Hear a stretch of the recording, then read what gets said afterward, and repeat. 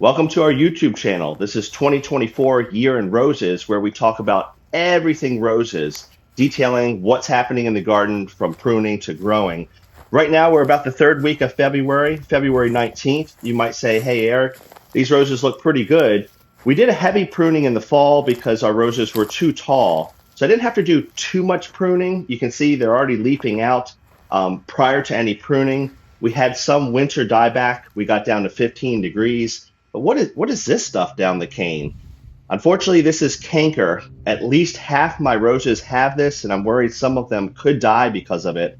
It's a disease that progresses down the cane. You can see this one is perfectly healthy, but if that disease progresses down the cane toward the bud union, it could cause death. And this is something that I'm concerned about this spring, and I'll be detailing this on the garden. Most of the roses were very vibrant and healthy going into the winter, so they're fine. This rose was a good one, Marlin's Day.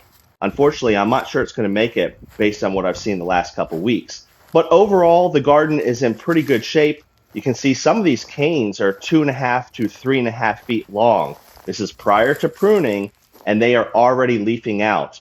Up north, usually you don't prune until well into the spring.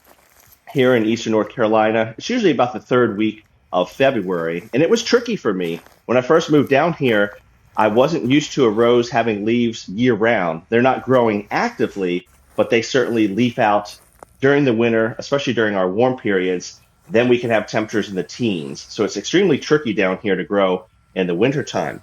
Some of the best roses that have done well, this Ring of Fire is looking fantastic. Again, this is prior to pruning. We have leaves February 19th.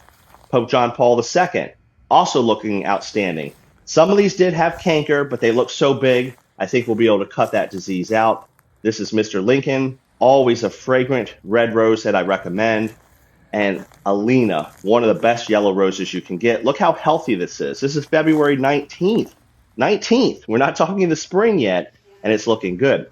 Whenever you're doing pruning, it's good to be healthy. That's cleaning your shears, especially from bush to bush. So I try to do that, especially because of that canker in the garden. On to the pruning. It really didn't take a long time because I did a heavy pruning in the fall, so I did not have much debris to move down toward the curb, cutting out anything dead from the winter temperatures, but unfortunately a lot of it was canker disease, so ensuring that I'm cleaning the shears from bush to bush.